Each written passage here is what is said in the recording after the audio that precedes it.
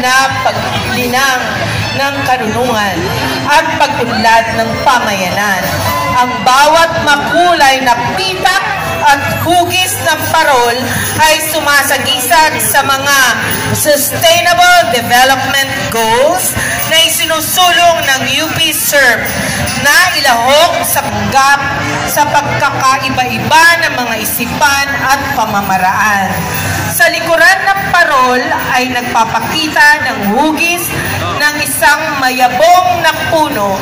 Ito ay nangangahulugang guide to access books and information.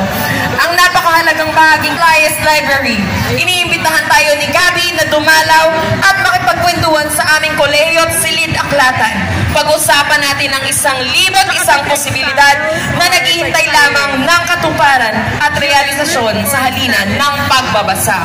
Muli, ang UP SLIS. Nakita yun, nawala.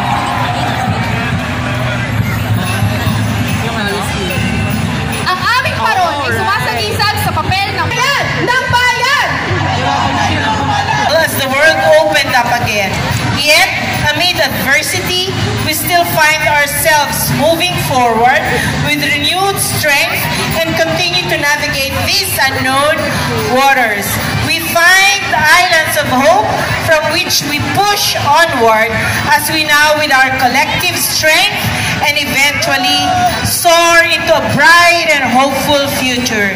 This is what breathing new life into used objects symbolizes our resilience as we carry on and fulfill our dreams. Once again, the College of Human Kinetics.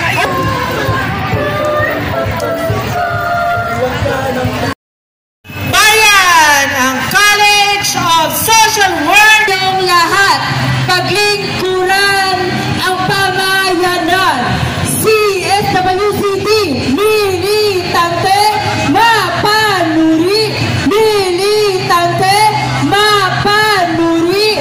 CSWCD.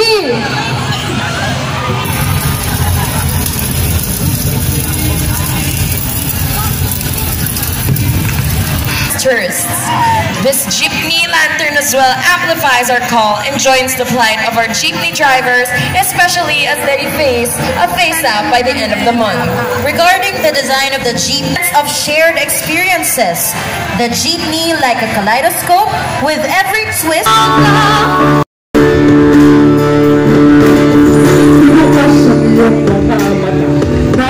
Naaninag mo na ba ang lakas ng ating basa ay ang namulad ng mga mata? Sabay sa pag-isa at ibang klase ng bulaklak. Kasi itong ating paaralan, ano bang lengguwahe? Kayo ba unang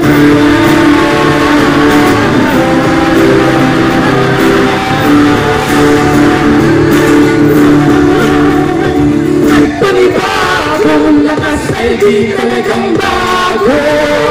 Lakas taglay na natin na naman ang ng mundo. sa liwanag o dilim? Sa taas ng paglalim.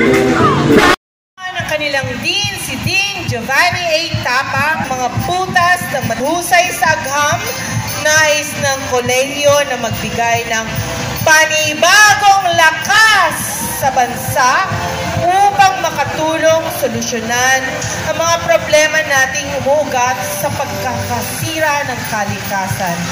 Ang disenyo sa katawan at pakpak ng parol ay mga habi na gawa ng mga katutubong tribo ng Pilipinas. Ang disenyong ito ay pagbibigay-pugay sa pambansang minorya ng parol. Itinatampok din ng parol ang paggamit ng iba't ibang anyo ng Economic School of Law! Ito ay part pa rin ng College of Science. College of Science pa rin. Magatang payagpag at paglaya. Hango ang disenyo nito sa malayang Ibong Adarna. Sa orihinal na koridor, may kapangyarihang makapagpagaling ang Ibong Adarna, kaya maituturing itong simbolo ng pag-asa at paghilom. Sama-samang binuo ito ng mga mag-aaral at kawani ng Econ gamit ang mga pinagtagpit na kinabibilangan nito. Sa pamamagitan ng edukasyong hatid ng pamantasan, namumulat ang mga scholar ng bayan sa mga problema ng lipunan, kaya ang lahat ay nakikisama sa kolektibong aksyon upang ipaglaban ang hustisya at katotohanan. Saan nasusulat ang mga paghihirap ng nakaraang 3 taon? Nakalay Sa ating pagkakilanlan ay isang manifestasyon ng panibagong lakas para sa scholar, inhinyero ng batag sa atin upang harapin ang mga kontemporaryong hamon ng modernong panahon. Ang bagwis, binibigyan din nito ang metikulosong mekanismo na tila mga komplikadong suliranin na ating kinaharap at kanyang lagpasan.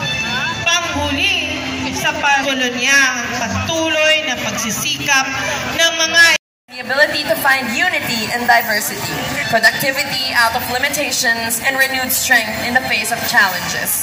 Center stage is the noble manoble lady farmer representing the role of women in Philippine indigenous communities. Panibagong lakas is also represented by abundant yield of local crops carried by the Kalabaw. The bounty symbolizes growth and the vision for Filipinos to thrive despite environmental challenges and the pandemic. In crafting this lantern, the Asian Center prioritized the use of eco-friendly practices in its activities. Beyond its symbolism, this mga katutubot, kalikasan, at ang tumitinding kahirapan sa pagkamit ng mga batayang serbisyo, gaya ng edukasyon at kalusugan.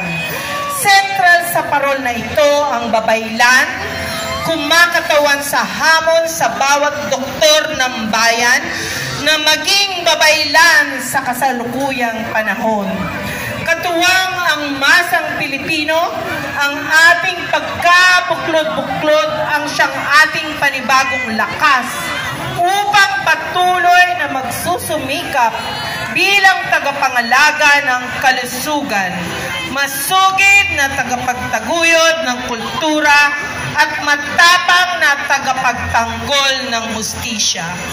Habang ating ipinagdiriwang ang Kapaskuhan, buhat natin ang paninindigang maabot natin ang busilak na liwanag ng bayan, mahigpit na tungkulin nating makiisa sa lahat ng batayang sektor, lalo na ang aping pambansang minorya sa kanilang pakikibaka. Taglay ang puso at talino, malakas